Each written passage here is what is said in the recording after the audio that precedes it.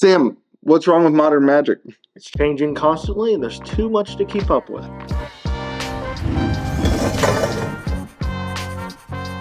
Well, what is going on, everyone? Welcome back to Kitchen Table TCG. My name is Louie, and I hope you're having yourself a fantastic day. I'm joined with my friend Sam here from Game Grove, and Sam and I want to talk to you.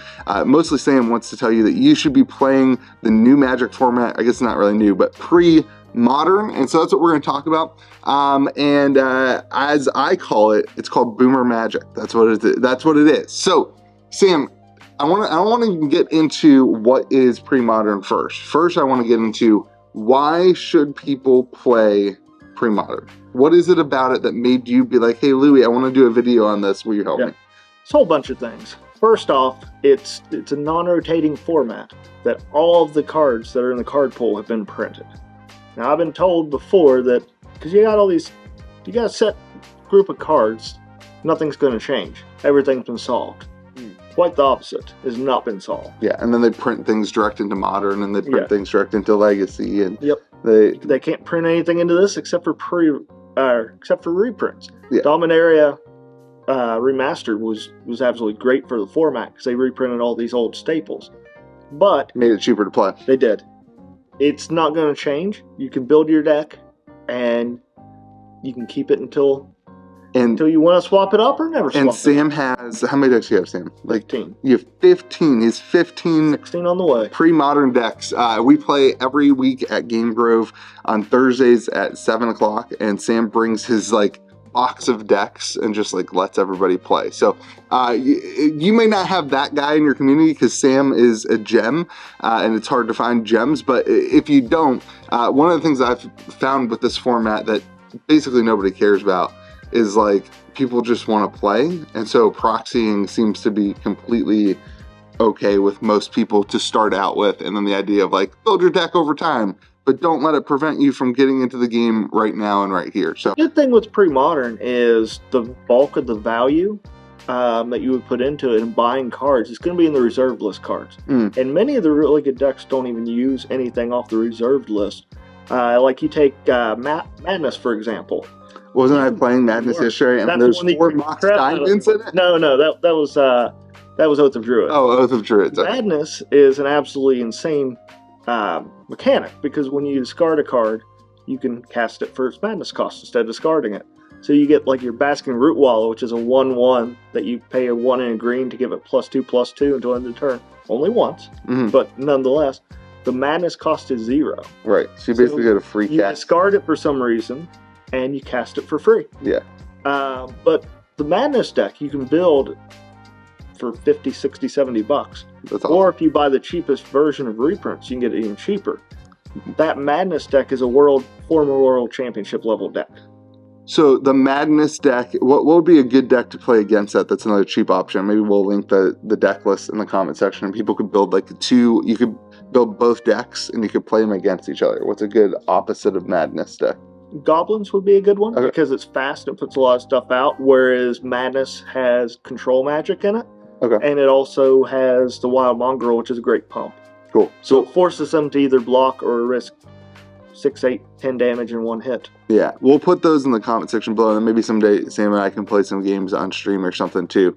So is Madness your favorite deck in the format?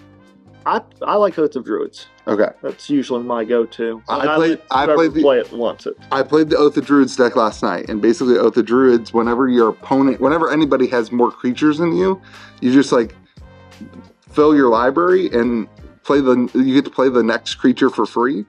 And so your library is full of all these super pumpy, powerful creatures, and your opponent's probably isn't. So it's just who doesn't love a 7-drop that can't be killed by damage until the 7th time with lifelink for free on turn 2?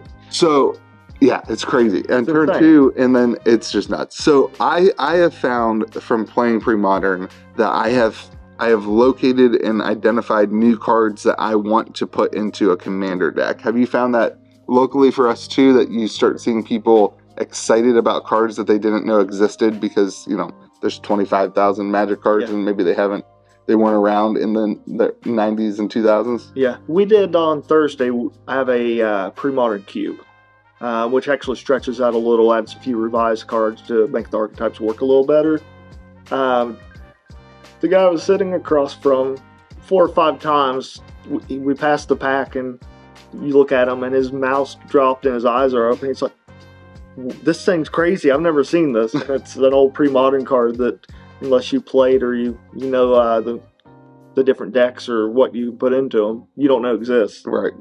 Yeah, I think that's something I found is like you learn about these cards and you see how synergetic they can be.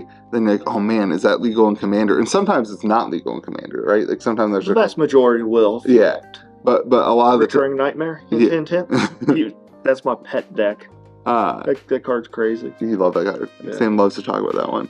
All right, what are some ways that Wizards of the Coast could support a format? Because I think one of the big issues in the comment section is going to definitely say this is like Wizards will never support a format like this because they can't make money off of it. So what are some other ways that you think Wizards could support a format like this? Well, I'm not sure they haven't. With the release of Dominaria Remastered, there's only 21 or 22. I think it's down to 21 because Fact or Fiction got unbanned. I think that Wizards had already supported in Dominaria Remastered. Okay. Because so many of the staple cards and even some stuff that even fits in, say, Madness, they just reprinted. A lot of the cards that I put in these decks that used to be $5, $10, $15 are really cheap right now. A couple bucks or less. And a lot of these decks, financially, I was able to do, owning 15 plus pre-modern decks and building them all to a certain standard can be a bit daunting price-wise. But because of that, like take Phantom Nishiba, the lifelinker we were talking about. That was at $3, $4, $5, and I need a playset for Oath of Druids. They're under $1 now. Right. Because that was in Dominaria? Yeah. Okay. And you can get them in old border off that. Did you find that Time Spiral did the same thing? Time Spiral Remastered or not? No. No. It had a few things, but there was so little in that was... Gotcha. Because the original Time Spiral came a couple years after PreModern. Okay, gotcha. So when is... I guess we should get into that. Yeah. What is the cutoff of PreModern? So PreModern goes from 4th edition and... So it's after your ABU revise. Yes. Okay. It's also after Arabian Nights, The Dark, Legends, Antiquities. So you miss a lot of those super expensive Power 9, that are in Legacy and Vintage. So it goes from 4th edition and Ice Age clear up until the last set's legal would be 7th edition and Scourge. Okay. So basically it's pre-modern because the cutoff is right at the start of Modern, which is mirrored in an 8th edition. Okay. So you lose a lot on both ends of it.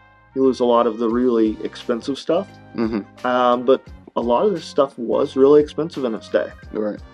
And a lot of it's really powerful and people don't realize it. And the synergies you can get from so many of those decks, it's not like a lot of modern formats in that sense. Yeah. Because it's really paring down what you can actually use. And there's new combos people are finding, new synergies constantly.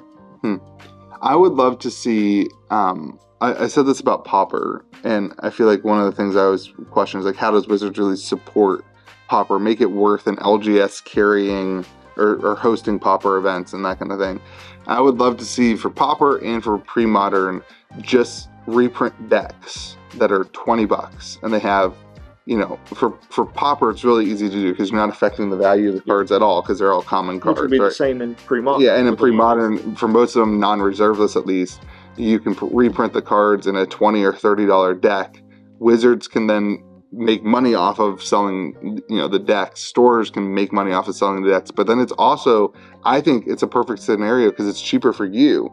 Because as a consumer, if you go on TCG Player to buy your deck, you end up paying for shipping and from 15 different sellers and from all these things, your $20 to $30 deck, maybe a $40 deck ends up costing $50, $60, $70 just because of shipping and how to get the card. So I always think that we're honing in on some of these formats and doing like they used to do the I would love to see they had the Planes Chase anthology, right? Yes. Like do like a PreModern anthology, do like a Pauper anthology that. You could do like a game night set. Yeah, that's a great idea. Build 5, and it's in PreModern. If you build them on a high power, you don't even have to use the reserve list stuff. You could easily build a 5-player, which is basically what I've done on a bigger level. Mm-hmm. You could build a 5-player game night box set with these decks. The other thing is, a lot of people, I think it would appeal to, because since everything's been printed, everything's going to be in it is in it. It's also nice not being able to change, like Modern has when Modern Horizons 2 came out. Yeah. You're not going to have a PreModern Horizons that's going to completely warp the format. Right. But when these new combos come out, it can, at least in your Modern meta, it can completely change your meta. Right. Which isn't necessarily bad, but it's not going to be on the level of, say, a Modern Horizons. Right. Right. Maybe the other route they could do is if they gave it more support in their sanctioned play. I think that would be the other route. Yeah, because they just dropped that for Legacy, right? Or Vintage? It was Legacy. Yeah, I think they just dropped it. Something like that. Yeah. I don't follow the tournament scene that much. I follow some of the PreModern tournament scene, but not the more modern stuff. Well, cool. All right. Well, if you are interested in playing, we play every Thursday at 7 o'clock here at Game Grove. And then if you are looking for this, let us know in the comment section if you'd like us to do some like live streams or something where, Sam just destroys me like he did last night in a bunch of PreModern games with all of the decks he has.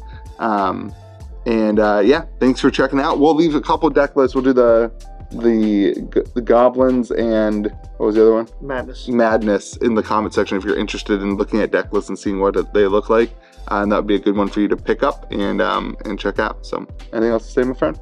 Play some PreModern. Remember to be kind to the people around you. We'll see you again next video.